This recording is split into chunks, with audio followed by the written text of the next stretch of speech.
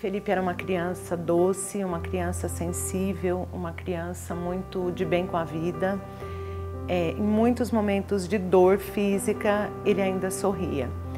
Como, por exemplo, jogando futebol, arrancou a unha inteira do pé, mas ele se mantinha, ele fazia assim, ó, com aflição, mas ainda sorria. Era uma criança feliz, muito feliz.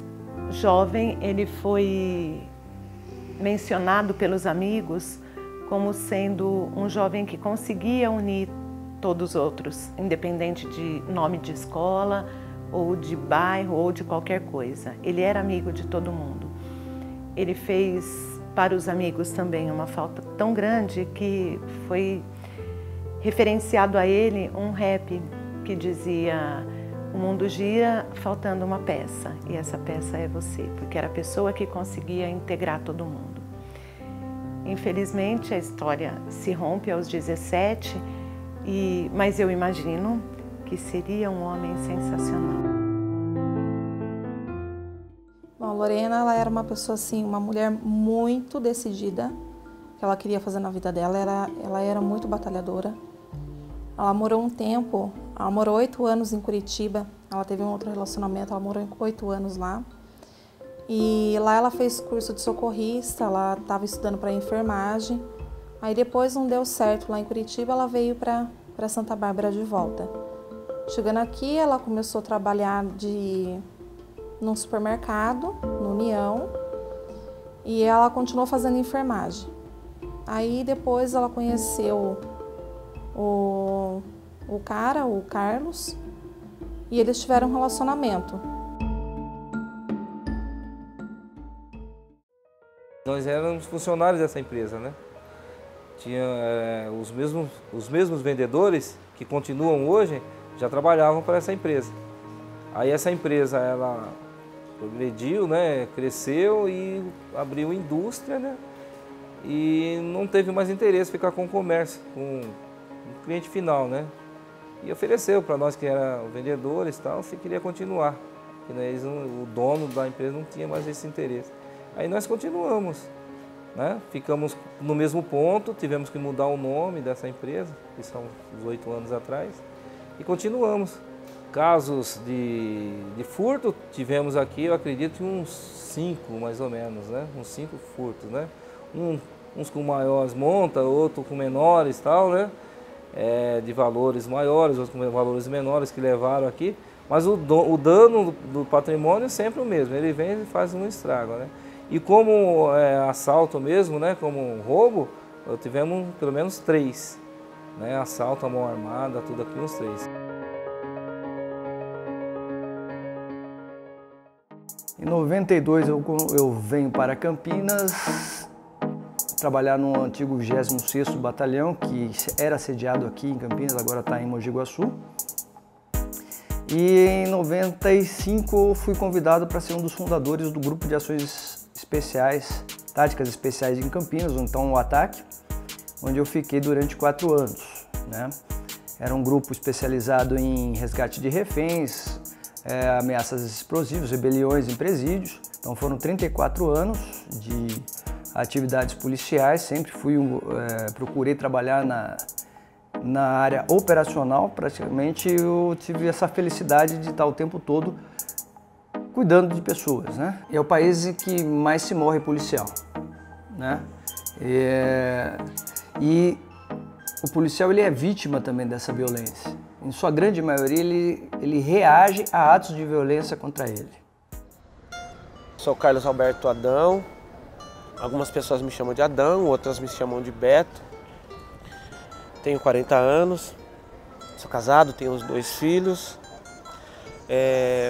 Assim como muitas pessoas, fui julgado pela lógica do tradicional.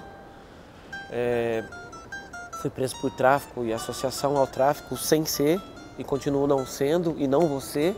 Eu fiquei quase uma década privado de liberdade. Eu sendo educador e já no último ano de pedagogia, eu, além da violência, que já estava toda concentrada dentro da prisão, eu encontrei vários analfabetos, várias pessoas que precisavam de uma ajuda até para se enxergar enquanto ser humano, enquanto pessoa, porque é todo o reflexo dessa sociedade que é desigual em todos os sentidos, na questão da educação. Então eu tive a oportunidade de conhecer algumas pessoas que não sabiam ler o próprio nome ou recebia carta e tinha que pedir para as outras pessoas para ler essas cartas. E aí eu vi uma grande oportunidade de poder alfabetizar esse povo. Na escola da vida e do mundo tem criança que mata para sobreviver. Violência é cotidiano, é um grande engano quem paga para ver. De que adianta presídio lotado? A violência é um ato que agride, né? Quer dizer, a violência é sempre uma relação entre duas ou mais pessoas, nas quais uns tentam impor pela força a vontade contra a vontade dos outros, não é? E por isso elas usam da força. Então, a imposição arbitrária da vontade de uns contra os outros não é uma situação tranquila, não é uma situação confortável. É uma situação que causa indignação, que causa ressentimento, né, que causa reação. Né? As pessoas podem até reagir violentamente ao fato de elas se sentirem agredidas. Né? Então, eu diria que não é uma situação... O que acontece é que, em determinados cenários sociais, como a violência vai se transformando tão rotineira, tão cotidiana, e as medidas para contê-las não acontecem, as pessoas começam a achar que aquilo é normal e natural. E ele nunca foi assim, nunca conversou com a nossa família. Ele sempre ficou dentro do carro, nunca foi de falar oi, cumprimentar a gente, nada. Sempre ela só entrava dentro do carro, ia embora e voltava depois. Ela morava com a minha mãe, aí depois ela ficou grávida e depois de uns 2 anos mais ou menos ela foi morar sozinha com o menino. Ela ia trabalhar, deixava o menino na van, 6 horas da manhã, e depois que o Enzo chegava, ele ficava na casa da minha mãe. Quando ela saía do serviço, ela passava na minha mãe, pegava o Enzo e voltava para a casa dela. É assim que era a rotina dela. Na segunda-feira, ele morreu numa terça-feira, dia 18 de maio. Na segunda-feira, eu tinha feito uma plástica no olho, inchou demais e eu não pude levá-lo à escola.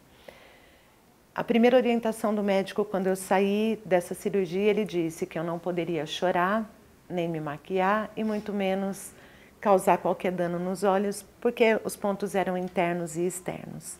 E aí, na terça-feira, Felipe já estava saindo para a escola, porque eu não poderia levá-lo, mas o senso de responsabilidade, porque ele era muito responsável, ele me disse, eu tenho uma prova, eu não posso ficar aqui. Eu sugeri que eu conseguiria um atestado para ele, falando verdadeiramente. Ele falou, não posso, não quero. E aí ele se despediu das pessoas que estavam na sala, minha mãe, meu irmão, minha cunhada e minha sobrinha. E ele desce essa escada 3, 4 vezes. Ele chegava na porta e voltava, ele chegava na porta e voltava. E toda vez que ele entrava, ele dizia, eu amo vocês. Me beijou de novo, me chamou de princesa, disse eu te amo e foi embora. E aí eles fazem de tudo que querem com a gente, fecha a porta ali e a gente fica refém dele, né? Então, eles às vezes batem, xingam e tal, e a gente fica realmente com medo mesmo. Né? Então é uma coisa bem... quem já passou sabe que é complicado, né? Eles fizeram nós deitarmos no corredor ali e ele chutou o rapaz, tudo ali, entendeu? E como eu estou na primeira mesa aqui, eu até achava que fosse brincadeira, eles vieram com arma já em punho, já parecia que estava assaltando um banco, uma coisa assim de alto, sabe? Então é bem perigoso mesmo, né? Passamos um medo bastante grande aqui, dessa última vez de assalto, né? As outras vezes tinha cliente aqui, eu não estava aqui, mas o meu sócio estava também, eles foram bem ríspidos, né? Falam bastante coisa que dá para só ficar com bastante medo mesmo.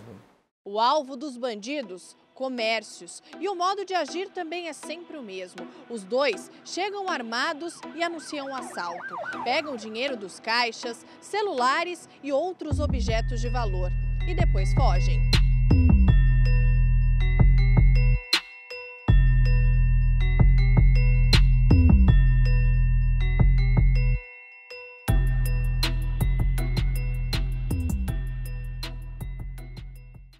Então, aquele dia estava eu e ela de folga, foi dia 7 de setembro. Eu estava de folga e ela também. Daí a gente conversou um pouquinho, eu conversei com ela pelo celular, ela falou que ela estava bem.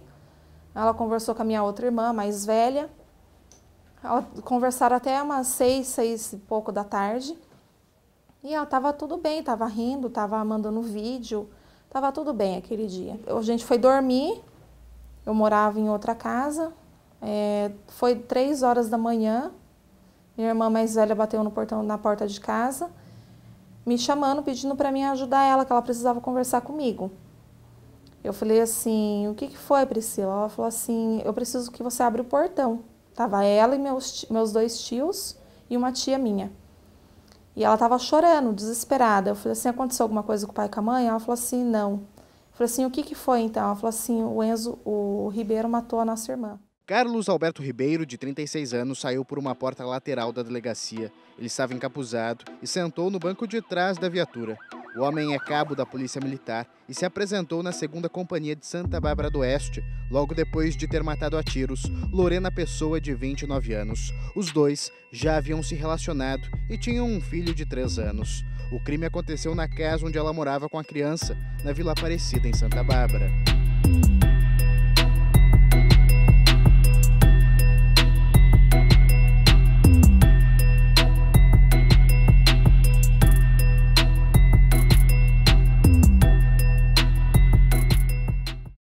Eu, naquela de levantar, comecei a sentir uma dor no peito, uma dor esquisita.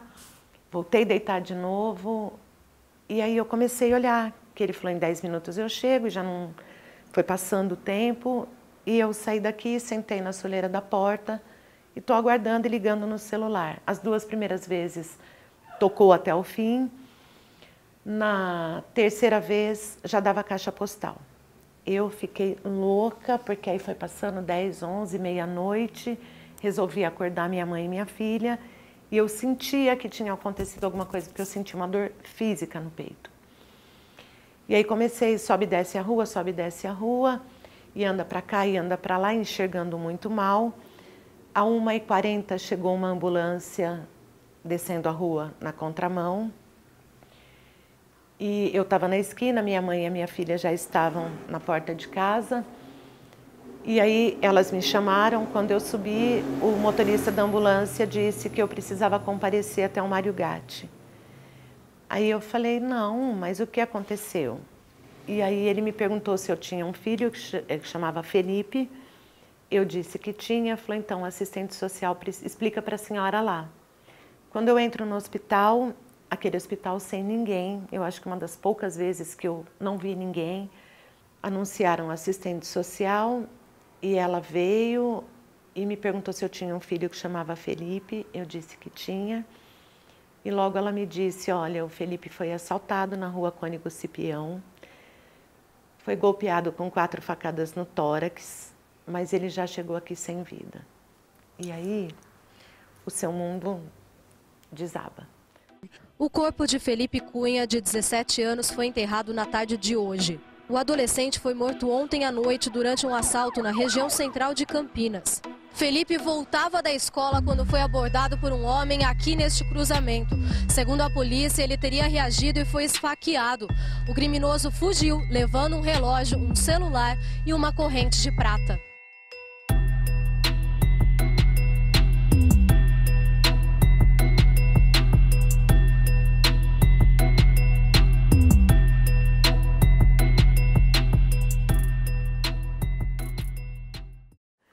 Cada um tem o tamanho de uma vela e o dia que a chama se apaga, não nos compete impedir isso, acontece e pronto. Mas que as famílias não sofressem, que as pessoas não perdessem a vida por nada, porque morrer por um celular, uma carteira com R$300 e uma corrente de prata é muito pouco, muito pouco.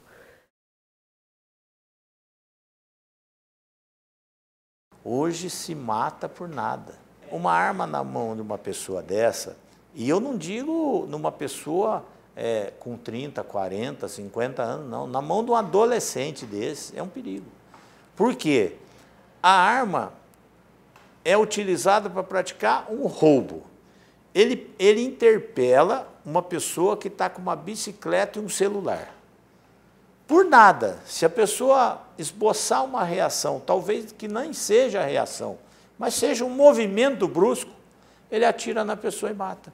Então, um roubo para se transformar num latrocínio é uma linha tênue.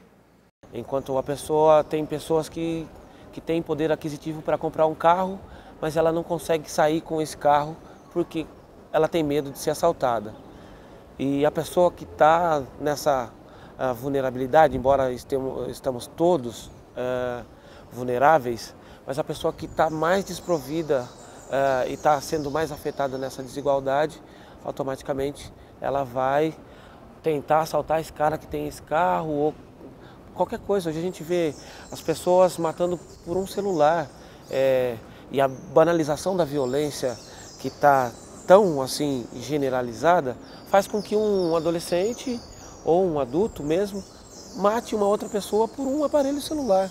Não há uma relação de causa e efeito entre desigualdade e violência, mas em situações de extrema desigualdade, você tem menor proteção social, menor presença das instituições, menor presença, por exemplo, muitas vezes a polícia acaba confundindo os ambientes e achando que todo trabalhador de baixa renda é potencialmente bandido, então entra, por exemplo, acaba sendo muito violenta com famílias de trabalhadores honestos, pessoas que saem de manhã cedo e voltam à noite, não é? Então, a desigualdade, ela perturba, não é, o funcionamento regular da sociedade, porque ela faz com que as instituições não consigam exercer o papel de promover o bem-estar social, justiça e vida digna. A pessoa vai crescendo num cenário de violência tão forte, tão presente, que ele começa a achar que aquilo é o normal, né? Então ele fica dessensibilizado em relação à violência, não é algo que o incomoda a ponto dele querer que aquilo fosse diferente. Então as pessoas falam, é mais um crime, né? E não, nossa, é um crime, não deveria acontecer, né? Então as pessoas vão achando que isso é algo corriqueiro, né? Algo que não é assim de causar, né, uma revolta nas pessoas. As pessoas falam da violência como se estivessem falando de um filme, de uma novela, né, de alguma coisa que nem parece que está ali tão presente na vida dela, né? E isso é muito perigoso, né? Porque as pessoas, quando se dessensibilizam, elas começam a agir de modo a banalizar tudo aquilo e não ver como algo que tem que ser combatido, que não pode ser aceito, que as pessoas têm que exigir que políticas públicas existam para prevenir, né, essa violência. Aí ele pegou e se apresentou, os policiais ligaram para ele, porque já sabia que tinha sido ele que tinha feito o negócio, ligaram para ele e mandaram ele voltar. Na hora que ele voltou, ele se entregou, falou que ele fez isso mesmo. Aí no carro dele, que a gente também tem foto do laudo do carro dele, tinha mala com roupa, tinha cabide, tinha 3 pares de sapato, estava tudo cheio de terra, tinha outras cápsulas de arma lá, de munição dentro do carro. Então ele só não machucou mais porque acabou a munição dele, porque senão ele teria matado meu sobrinho também. Então eu tive uma ideia e resolvi então fazer uma passeata. 13 dias depois da morte dele, nós já tínhamos confeccionado 500 camisetas. Resolvemos então, foi um falando para o outro, fizemos a passeata e reunimos mais de 500 pessoas num tempo assim muito rápido, onde a minha felicidade foi não só ver os jovens, os quais o meu filho convivia ou conhecia, mas principalmente a presença de cada pai e cada mãe daquele jovem que ali se encontrava. Essa aqui é um dos primeiros furtos, essa aqui foi arrebentada, né? Tá vendo que a fechadura tem uma diferença de cor porque foi trocada essa fechadura. Eles conseguiram arrombar essa fechadura aqui. Não quebraram a porta, mas estouraram a fechadura, né? E essa porta aqui também, ela foi... Essas duas portas são novas, tá? As duas folhas eles arrebentaram com um pé de cabra, eles arrebentaram essas duas folhas aqui, tá? Você vê que agora colocamos 2 trincos em cima, 2 embaixo, que antes só tinha um em cima, um embaixo, colocamos mais 2 para dar uma segurança melhor, né? Hoje em dia, assim, a gente tem mais medo, né? Eu tenho, que nem antigamente, eu não tinha medo de sair sozinha. Hoje eu tenho medo de sair sozinha. Se for para mim sair sozinha, eu já não saio. Eu chamo meu marido para ir comigo. Em casa eu não fico sozinha. Se é para mim e na minha mãe, eu chamo meu marido para ir junto, eu já não vou sozinha. Qualquer pessoa que passa do meu lado que não é conhecida, eu já acho suspeito. Eu acredito que todo mundo tem medo, né? Tá aqui, de repente você não sabe, vem trabalhar, não sabe se volta para casa. Então, né, o mundo está muito violento, então medo a gente tem. Desde a hora que a gente acorda até chegar aqui, tem medo sim, né? A sensação de insegurança, ela não necessariamente está ligada diretamente com o problema da segurança. A sensação é uma questão subjetiva. Você encontra pessoas que podem estar morando no condomínio mais seguro, se sentindo inseguro, né? Então, hoje a sensação está intimamente ligada não só ao ambiente que essa pessoa vive, também com a quantidade de informações que ela recebe.